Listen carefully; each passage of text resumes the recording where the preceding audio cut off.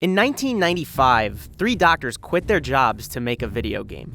They had no game development experience, had recently graduated med school, and $100,000 between them. This modest startup was none other than BioWare, the studio behind later games such as Mass Effect, Knights of the Old Republic, and of course, Baldur's Gate. When BioWare was founded, computer role-playing games were in a bit of a dry spell.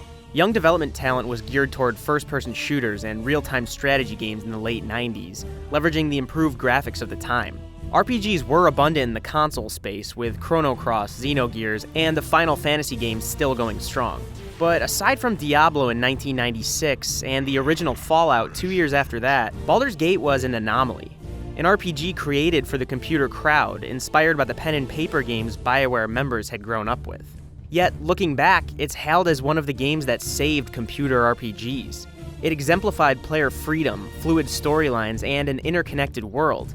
Cut to 2000, and we have Baldur's Gate 2: Shadows of Amn. It expanded on the tenets of its predecessor in nearly every way. It made BioWare a household name for PC players. I still remember the first time I played it.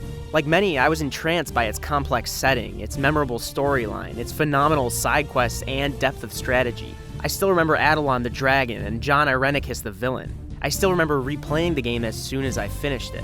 And just recently, I picked up Divinity Original Sin 2. And like many, I can't help but see the similarities between this game and Baldur's Gate 2. Both are sequels that expanded on their predecessors in nearly every way, both reward your imagination, both are masterpieces.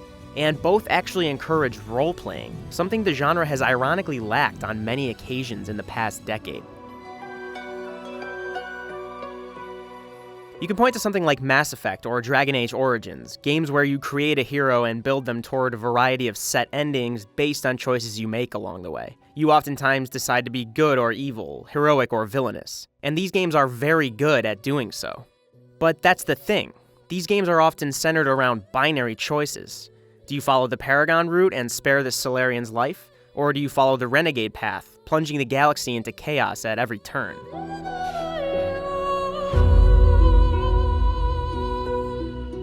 There's a definite dichotomy to the decisions you're making, whether the game makes any attempt to hide it or not.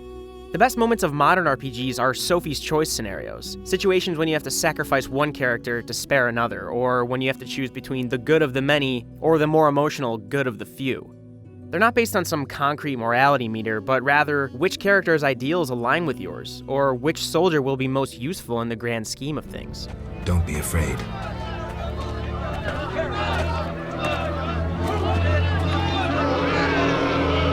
There she is! Burn the foul witch! No one is burning anyone. Friends! Let me put it this way. These types of games give you chaotic worlds that you must then introduce order to, whether that be through heroic deeds, evil acts, or some blend of the two.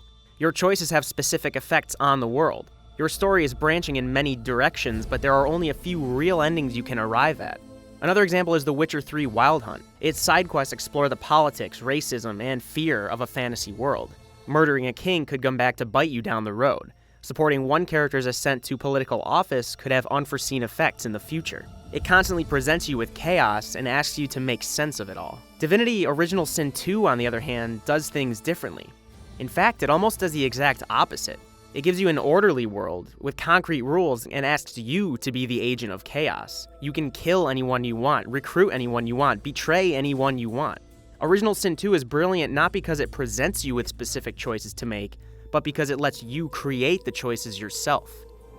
I have plans for you, child. Right. My undead character Bleaker encounters a clairvoyant lizard who can help me escape from prison. He can also help my friend the Red Prince regain his throne. He also has beef with my elf companion Sabeel. Both of my comrades want to talk to the lizard in private, away from prying ears. In a lesser game, this might be a simple matter of right or wrong, good or bad. But I just met this lizard, and I don't know what kind of ruler the prince would make down the road. And Sabeel just stuck a needle in my neck only hours ago. Should I play it safe and focus on escaping, or allow my friend some time alone with the NPC? The game can branch in dozens of directions at this point, but it's a superb role-playing game because in my mind, the choice is much more complicated than it needs to be. That's because, true to the genre's name, I'm role-playing. I created my skeletal character with a threatening, ravenous zombie warrior in mind. What I failed to consider was that my morbid appearance would make normal, everyday conversations difficult for me. So of course, I put a bucket on my head. Problem solved. But of course, now I look like an idiot, and idiots don't make the most threatening heroes. From there on out, I saw my character as a bumbling underdog who means well, but can't help providing comic relief at every turn. In fact, I fell so deeply into this character that when he missed an easy shot or accidentally lit his teammates on fire, it made sense in a super dumb kind of way. And it was okay.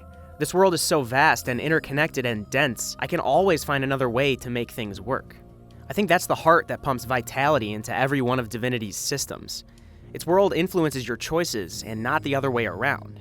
The fascinating byproduct of this is that I don't always have a solid idea of who my character actually is. And if you'll allow me to be dramatic here for a second, isn't that usually how things go in the real world? How often do we, as humans, make mistakes, or out-of-character choices, or poor judgment calls? How often do we do something stupid and can't do much but live with the consequences? Larian's RPG is remarkable in the way that it actually encourages mistakes, and I think that's the secret here.